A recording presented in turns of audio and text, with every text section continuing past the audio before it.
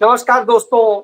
उस दिन भी प्रकृति बिलख रही थी, रो रही थी, आंधी चल रही थी, बिजली कड़क रही थी और बारिश हो रही थी। धूल भरी आंधी चल रही, रात थी और वह रात इतनी खूंखार थी कि आंखों में आंसू आ रहे थे। और आज भी जब मैं आपसे बात कर रहा हूं, बादल गरज रहे हैं, प्रकृति निराशा में है, बादलों के साथ में लालमी है। जो लालमी वह रोने का, वह खून के आंसू रोने का एहसास करा रही। आज भी वही हालात है, वैसे ही बारिश भी हो रही है और अंधड़ भी चल रही। जी हां, उस दिन 1991 को, 21 मई 1991 को मौत के मुंह में भारत माता का लाल चला गया था, असमय चला गया था। वह भारत माता का लाल जो भारत को सब कुछ देना चाहता था, भारत को न्याय देना चाहता था, भारत के युवाओं को न्याय देना चाहता था। एक ऐसा व्यक्तित्व जो कोमल हृदय था, एक देशभक्त था और दूरदर्शी था। देश के आजादी के लिए जिसके माता पिता, दादा दादी, नाना नानी सब ने योगदान दिया था, सारे पुरखों ने दिया था, जिसके नाना ने भारत देश बनाया था, भारत के लिए संविधान बनाया था, वह हक बनाए थे, वह तमाम सारे पीएसयू बनाए थे और वो सब कुछ बनाकर खड़ा किया था जो कोई भी नागरिक चाहता है। उसकी मां ने इस देश को सशक्त भारत बनाया था, भारत को इतना मजबूत बनाया था कि दुनिया में किसी की हिम्मत भारत की तरफ आंख उठा के देखने की नहीं होती। कोई घुसपैठ करने की हिम्मत नहीं कर पाता। वह श्रीमती इंदिरा गांधी का लाल राजीव गांधी, जो हवाओं में पायलट बन करके जहाज उड़ाया करता था और अब देश का जहाज उड़ा करके वो खुद दुनिया से विलीन हो गया, इतना दूर चला गया कि उसको खोज पाना नामुमकिन है।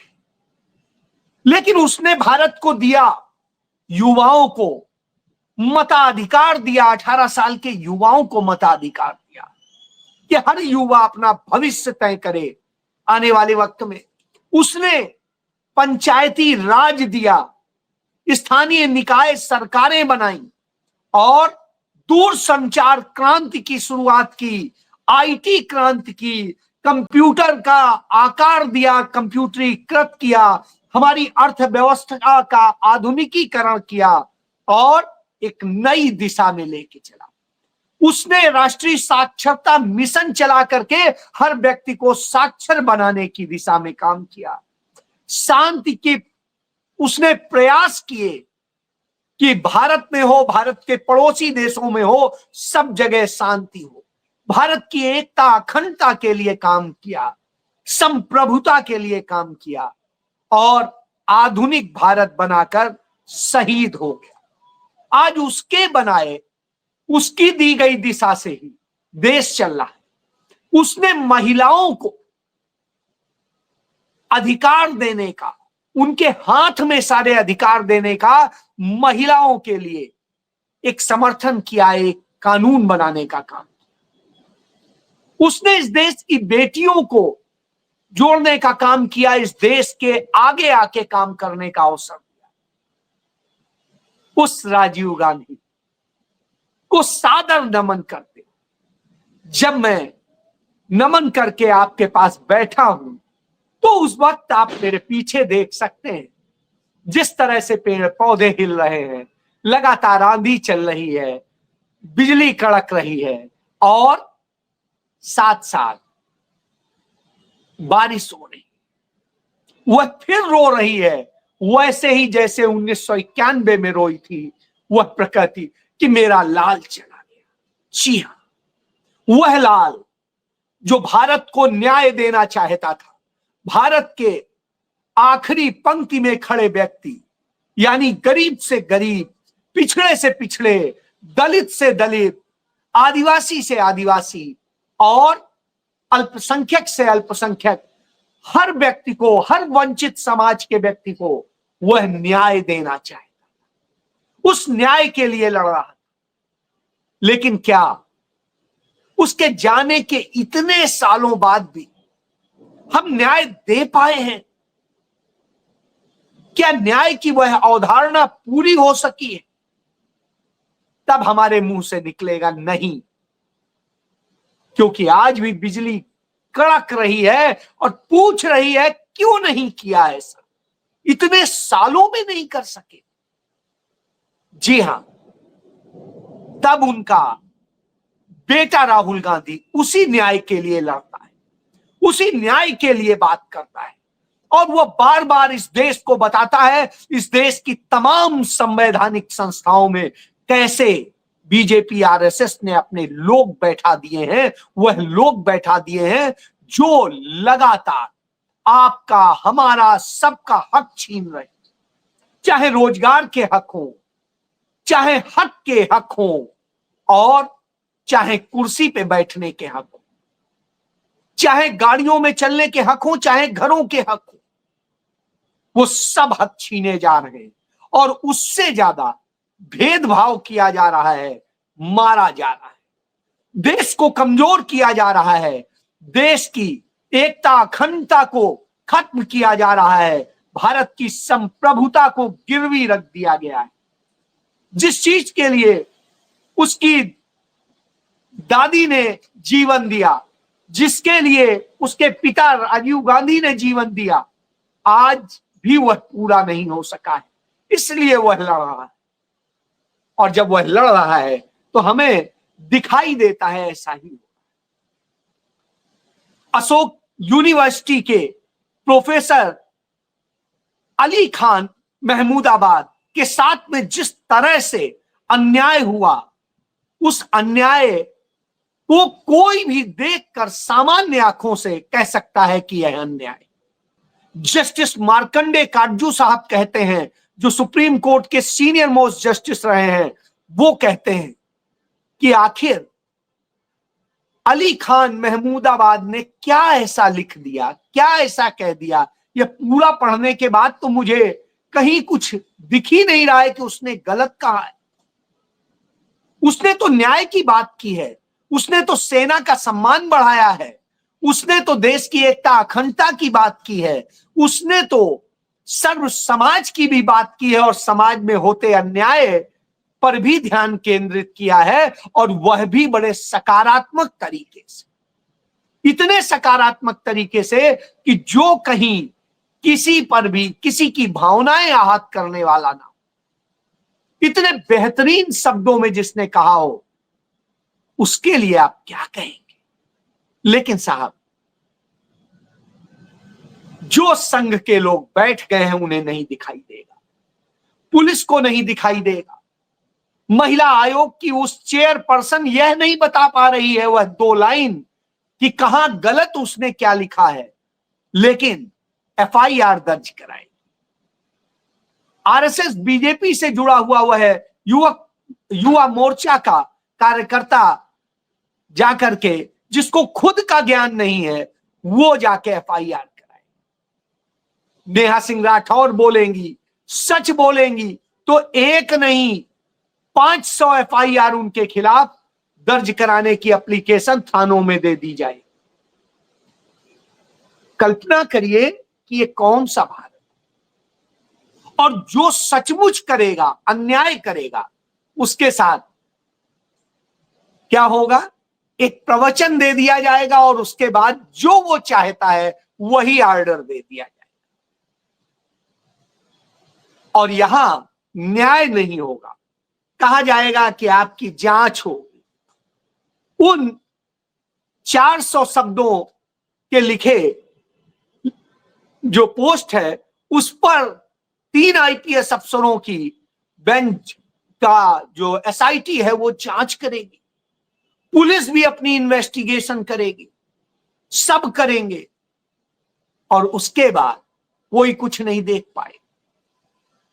हमें तो उम्मीद थी कि अदालत पहली नजर में देखेगी और उस फाइल को उठा के पटक देगी, कहेगी क्या मूर्खता है, इस पर एफआईआर दर्ज करते हैं, किस तरह का काम करते हैं।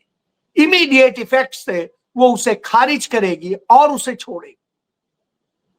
लेकिन अली महमूदाबाद को जेल में 3 दिन गुजारने पड़ गए, पुलिस कस्टडी में गुजारने पड़ गए।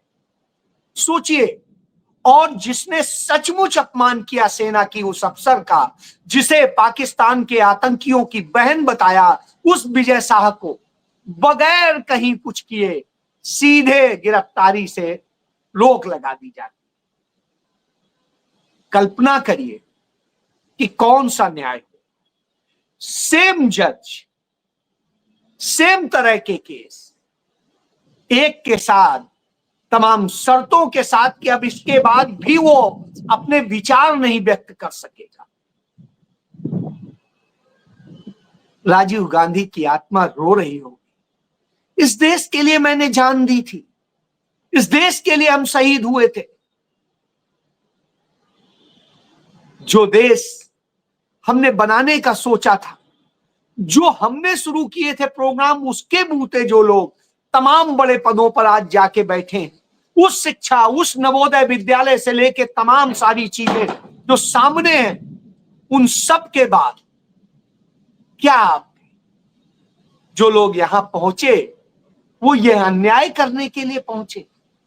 निश्चित रूप से सवाल खड़ा है आज, और यह सवाल सिर्फ यही नहीं खड़ा है, वक्त के नाम पर जो जमीनें हड़पने की साजिश है, उसके मामले में भी जब केंद्र सरकार जवाब देती है सुप्रीम कोर्ट में, तो कहती है कि वक्फ इस्लाम का अंग तो है लेकिन इस्लाम नहीं है। अरे भाई, इस्लाम का अंग है तो इस्लाम ही तो हुआ। इस तरह से करके चीजों को बदलने की बात होती, और ऐसे में बेशर्मी की तरह से मुस्कुराते हुए वह लोग दिखाई देते हैं जो न्याय की बात करते थे, और वो हमें पाठ पढ़ाते हैं, वो बताते हैं। निश्चित रूप से यह देश के लिए दुखद दिन है, क्योंकि हमने एक चीज नहीं खोई, बार बार खोया है। पहलगाम के ही मामले में देख लीजिए, पूरा 1 महीना हो चुका है। 1 महीने में बार बार ये कहा जा रहा है एनआईए खाली हाथ है और कह रही है कि आतंकी अपना ठिकाना बार बार बदल लेते हैं, इसलिए हम उन्हें नहीं पकड़ पा रहे हैं। वो जंगलों में छिपे हैं। कितने बड़े जंगल हैं जम्मू कश्मीर में, और हम कहते हैं हम पाकिस्तान के अंदर सब जाके पता कर लेते हैं, लेकिन अपने देश के अंदर एक छोटे से क्षेत्र में हम यह नहीं पता कर पा रहे हैं कि वो कहां है। 3,500 से अधिक लोगों को अवैध हिरासत में रखा गया है। करीब 150 लोग गिरफ्तार किए गए, 20 लाख के इनाम घोषित किए गए, फिर भी पकड़ नहीं पा रहे हैं। क्यों नहीं पकड़ पा? कौन है मसूद अजहर? कौन छोड़ के आया था? किसने छोड़ा था? इन्हीं संघियों ने, इसी अजीत डोभाल ने, उसी जसवंत सिंह ने और अटल बिहारी वाजपेयी। और तब से लेके आज तक वो आतंकी घटनाएं कर रहा है, और उसके बाद में ऐसे ही मारता चला जा रहा है। हम ये कह रहे हैं, उधर हम हाथ मिला रहे हैं, कह रहे हैं तालिबान हमारा दोस्त है, और वो तालिबान उस चाइना और पाकिस्तान के साथ बैठ के समझौता कर लेता है कि सीपीईसी प्रोजेक्ट के लिए, कि अब वहां की सारी रोड का जो कंस्ट्रक्शन करके चाइना तक जोड़ने का काम है वो चीन करे। यानी भारत के इर्द गिर्द सारे चारों तरफ से चीन रहे। क्या राजीव गांधी ने इसलिए श्रीलंका में शांति सेना भेजी थी, जिस कारण उन्हें मौत के मुंह में जाना पड़ा, इसलिए भेजा था कि वहां चीन न घुसने पाए, लेकिन चीन घुस गया। राजीव गांधी ने इसलिए मालदीव को बचाया था क्योंकि वहां चीन न घुस जाए, लेकिन आज घुस गया। नेपाल में राजीव गांधी ने तमाम मदद भेजी थी इसलिए कि वहां चीन न घुस जाए, लेकिन आज घुस गया। और इसी तरीके से चीन हमारे अड़ोस पड़ोस कहीं भी, पाकिस्तान से लेके सब जगह घुस गया। और जब हम एक संघर्ष की स्थिति में थे, तब चीन उनके साथ खड़ा था, हमारे दुश्मनों के साथ खड़ा। दुश्मन अपने सेना अध्यक्ष को प्रमोट करके फील्ड मार्शल प्रमोट कर देता है, कहता है उसके कारण हमने भारत पर जीत हासिल कर ली। और भारत का प्रधानमंत्री एक ट्वीट करके भी ये नहीं कह पाता कि पाकिस्तान आप झूठ बोल रहे हो, आप जीते नहीं हो। वह ट्रंप को एक बार भी ट्वीट करके यह नहीं कह पाता कि मिस्टर ट्रंप आप झूठे हैं, आपने ऐसा कुछ नहीं किया।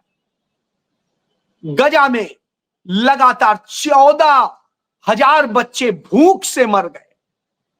हम खा करके मर रहे हैं, वो भूख से मर रहे हैं, और हमारा प्रधानमंत्री एक शब्द नहीं बोल पा रहा है। राजीव गांधी थे तो उन्होंने मदद भी भेजी थी और उनका साथ भी दिया था।